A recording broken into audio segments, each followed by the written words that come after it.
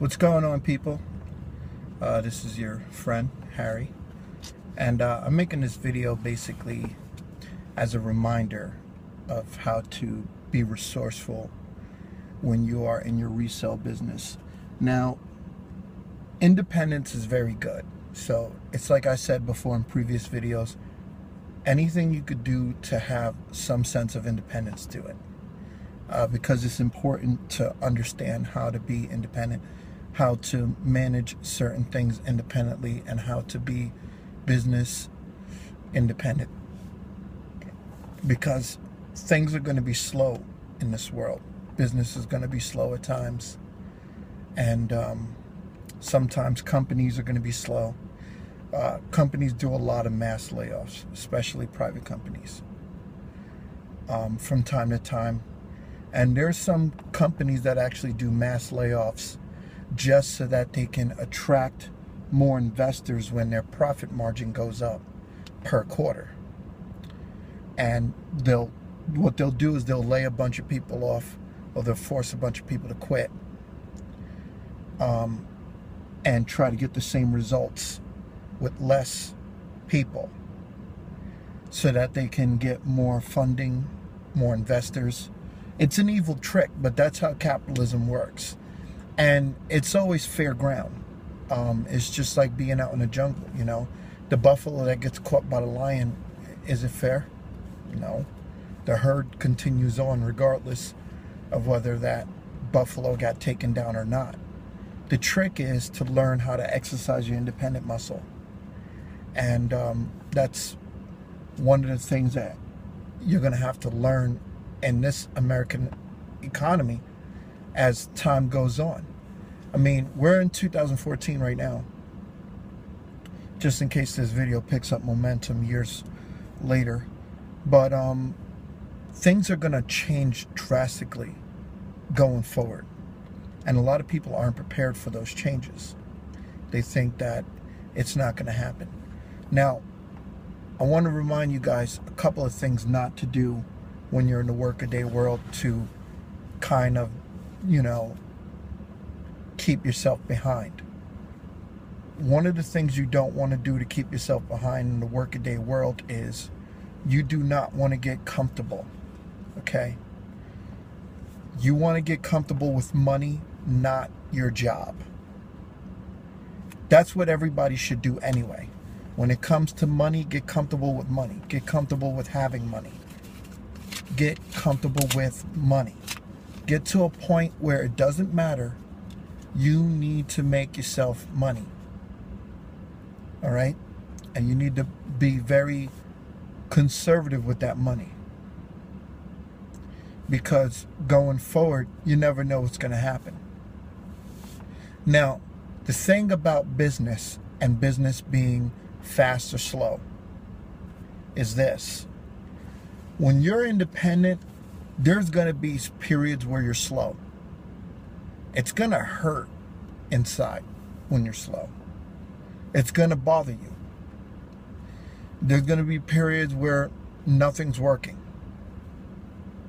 And it's going to be painful. It's going to mess with you. It's going to test your mentality. Those are the periods for you to be even more tenacious. When you're, like, for example, when you're in resale and you got that wonderful thing you're going to be using, which is Craigslist, you want to try to find a way to post as many things as you can.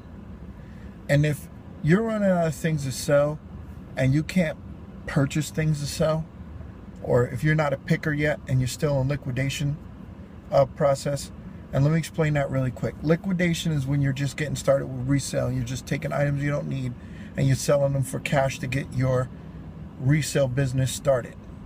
It's kind of like your startup. And that's the liquidation period. And your picking period is when you have a bankroll and you're going out and you're purchasing things for a cheap price and reselling them for higher than what you paid for them in multitudes. All right? What's the best time to do that? How much money should you start off when you're doing that? I would say try not to have less than $500. Liquidate yourself to a point of $500. If you haven't liquidated yourself to a point of $500, here's what you need to do. You need to find other people around you who have things they don't need. That's so easy. There's tons of people all over the United States that have tons of stuff they don't need. And you tell them, hey, listen, you know, I have a business reselling stuff. I can help you. See, me personally, if I'm selling stuff with somebody, I don't care if it's your stuff or not. My commission is basically 50%. And I believe I'm worth that, because the information that I'm going to give you while you're liquidating is going to be more valuable to you than the liquidation process. So if I go and I work with somebody, it's going to be 50% for two reasons. One, they weren't going to sell the stuff anyway on their own. Possibly. It's going to be my knowledge that generates the income. Regardless of whether it's their stuff, it's my knowledge that generates the income. All right? So that's how I do. I'm going to take 50% right off the top. And that's what I believe in. I think that's fair. If I'm going to be working my behind off, I should be able to get some sort of real compensation. Now, the only time I don't take 50% is when it's something that's like huge.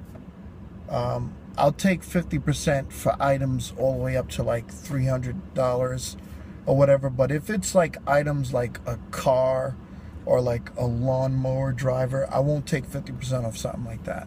Something like that, I'll say, give me like, you know, $200.